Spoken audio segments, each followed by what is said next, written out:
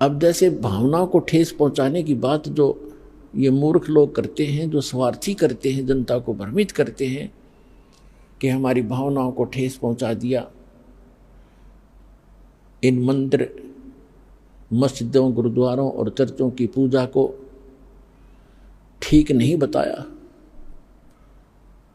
मंदिरों में जाने को गलत बताते हैं, भगवान की मूर्ति की पूजा गलत बताते हैं, केदारनाथ अमरनाथ इन धामों और तीर्थों पर जाने को गलत बताते हैं। ये हमारी भावनाओं को ठेस पहुंचाते हैं। पुण्यात्मा, भावनाओं को ठेस नहीं पहुंचाया जाता। यदि किसी के पास यथार्थ ज्ञान है और उस ज्ञान के आधार से कोई ज्ञान बताता है, वो तो ऐसा है जैसे बच्चे होते हैं, छोटे छोटे बच्चे,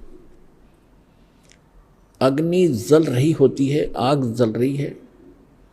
और बच्चा उस अग्नि के बलते हुए उस जल रही उस भट्ठी की तरफ चलता है, और उसको कोई देख लेता है बुद्धिमान व्यक्ति कि ये बच्चे अग्नि की भट्ठी की तरफ जा रहे हैं, ये जल जाएंगे,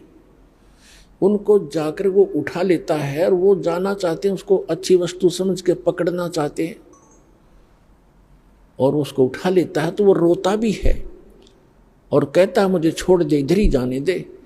उसकी भावनाओं को वहाँ ठेस पहुँचाना अनिवार्य था। यदि उस भावनाओं को ठेस नहीं पहुँचाया जाता तो जल के मर जाता वो बालक। तो दास का प्रयत्न यही समझो कि यदि आप इसको भावनाओं को ठेस समझते हो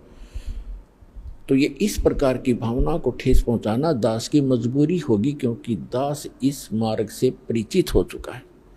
और जहाँ तक पार बसाओगी आपको वहाँ नहीं जलने दूंगा उस आग के अंदर। अपने आत्मा परमात्मा आकर बताया करते थे कि जिन धामों की आप पूजा करने जाते हो, इन धामों की कुछ कम से कम तुम स्थापना देखो कैसी हुई है, इन तीर्थों की ये स्थापना कैसी हुई, और फिर ध्यान से सोचो, विचार करो। आज बालक नहीं हो, आप शिक्षित हो, उनके इतिहास उनकी जीवनी हमारे पास उपलब्ध है, उनको पुनः विचार करके ग्रहण करो, उनको त्याग दो।